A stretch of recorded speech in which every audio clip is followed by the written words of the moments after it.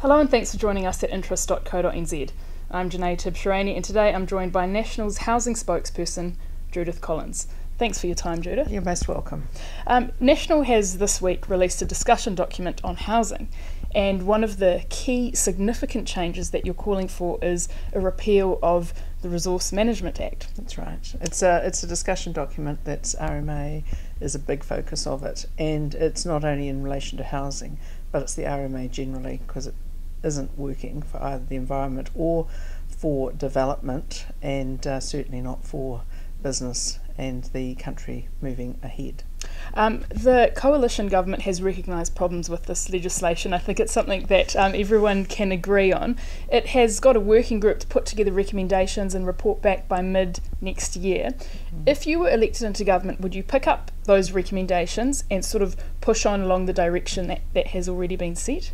Well, it depends what those recommendations are. I've spoken with the head of the working group, and or panel of experts, I think they're calling it, and I'm not sure that there's going to be quite the sort of changes that we think need to happen, particularly around splitting the Act or what it covers into the environment on one side and development on the other. So that is an option though, isn't it? It's certainly an option, and so what we'll see what they come up with. My view is that for 30 years governments have constantly talked about the RMA needing to be amended, and opposition parties have said it all needs to be amended, and then there's not been a coming together of the minds, and we are in this very unusual situation where the environmental groups on the one hand and business on the other, and all the political parties seem to understand that it's not working for anyone and we need to change it.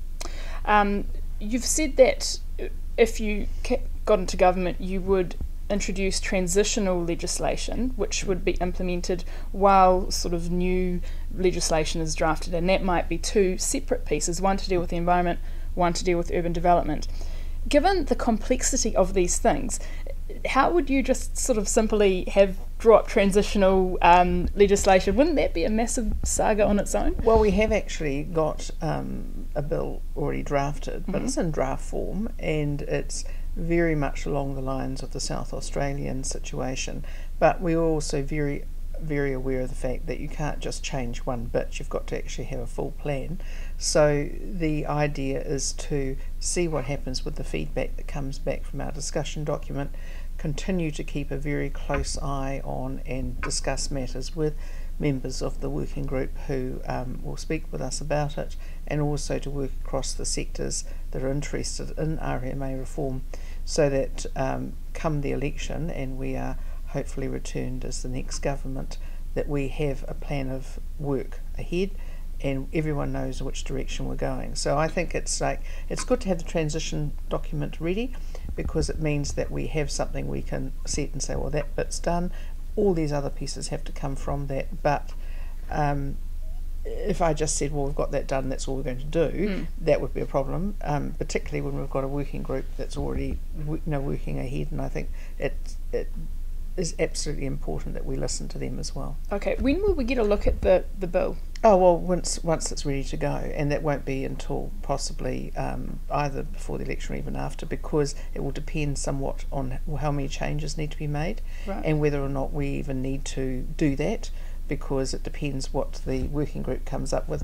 I understand that the government has charged the working group with actually drafting the legislation themselves as well, so there's no point us all going around and saying, but I've got my bill and I've got my bill and you got yours, and carrying on. It's not a duel at dawn, at noon, is it? It's got to be something that works for where we're all trying to get, which is better environmental outcomes, better development outcomes. ACT has come out and said that it is broadly supportive of the idea of having two separate pieces of legislation to deal with urban development and the environment. Are you working with ACT on your transitional piece of legislation? I have to say I haven't been discussing it with ACT, but it's good that they're broadly supportive. I think that many people have come to that view, is that New Zealand 30 odd years ago was asked to undertake an experiment, and the experiment was bringing all environmental and development legislation under one roof. That has proven to be a world leader to the extent that no other jurisdiction seems to have followed us. So we've been out on our own, lonely, and there's a reason, it is almost impossible to do it. You've said in the discussion document that there is simply no need for the environmental protection mechanisms to apply to every planning decision.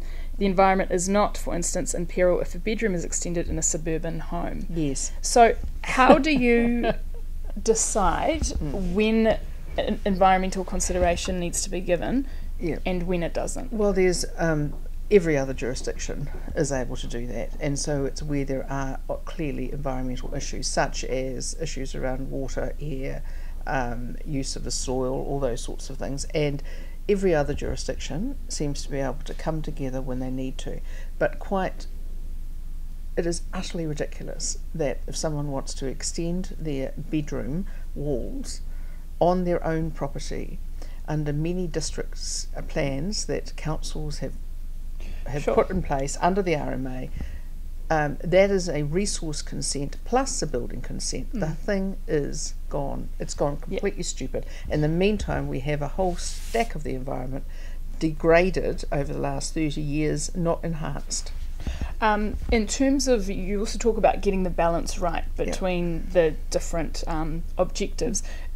Do you think they're too weighted one way or the other at the moment? I think the thing that they're weighted with at the moment, because they're clearly not protecting the environment, is clearly weighted around consulting, consultants, planners, bureaucracy, and paper.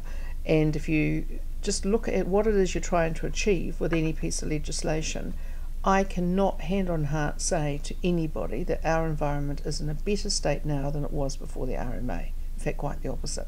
I cannot hand on heart say it is now cheaper and easier to actually get development done and houses built than it was before the RMA.